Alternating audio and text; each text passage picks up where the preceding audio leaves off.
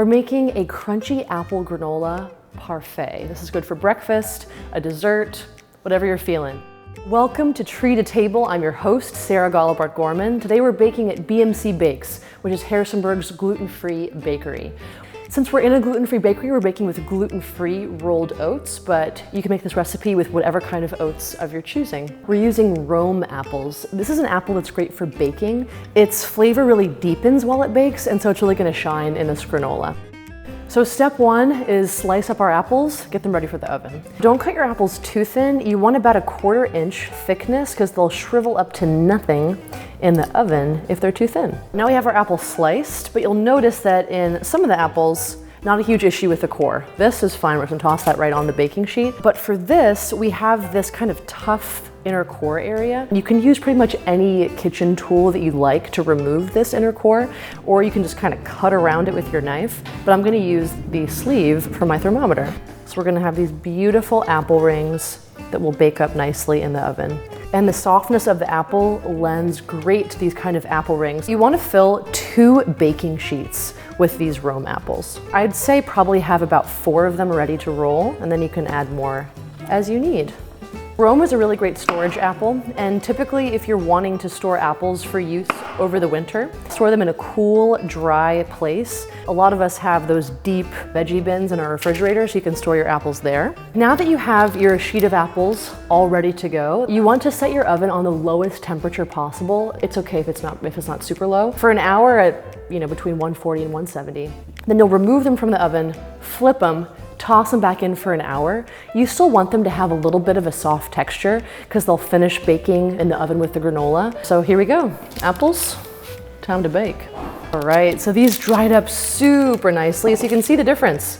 A baked apple like this, like nice and low and slow, it's like a slice of tomato versus a sun-dried tomato. So you have this concentrated flavor, this sweetness, it's delish.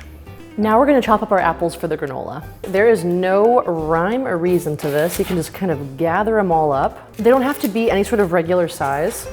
And you're gonna chop them into 1/4 inch, 1/2 inch pieces. Again, it doesn't have to be perfect. These are really gonna bring a sweetness to our granola and are gonna pair really well with the fresh apple too. So we have our apples all chopped up. Now it's time for the oat mixture. We're gonna do 3 cups of these gluten-free oats. And again, you can use whatever kind of oats you'd like.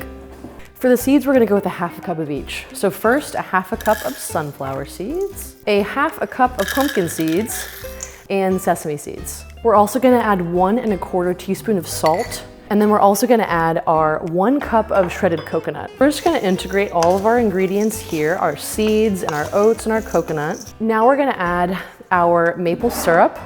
Our maple syrup is from Bruce's Syrups and Candies out in Highland County. He makes a beautiful maple syrup, taps his own trees that have been in his family for forever, and it's delicious. So 1/2 cup of Bruce's maple syrup and 1/2 cup of coconut oil. And then we're gonna do 2 tablespoons of honey. This also comes from Hot Apiary, which is a local honey producer here in the valley. The honey is what's gonna make our granola really clump together. So we're fully blended here. And now it is time to join our oil and sweetness mixture with oats. So this is gonna come together in a beautiful union, mixing our wets and our dries. So you wanna make sure that everything is nice and coated in this maple honey coconut oil mixture, because that's what's gonna make everything crisp up and be delicious. Let's go ahead and add those apples as well. Our ratios are pretty even here with apples to seeds to oats. So now that we're all blended, we're gonna put it on our baking sheet on top of our parchment paper. So we're gonna spread this all out. You wanna use a rimmed baking sheet because the granola is gonna kind of pile up against the side of the pan there.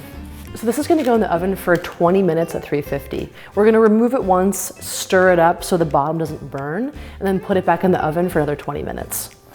All right, our granola is done. We got this roasty, toasty, seedy goodness, and the apples are nice and crispy.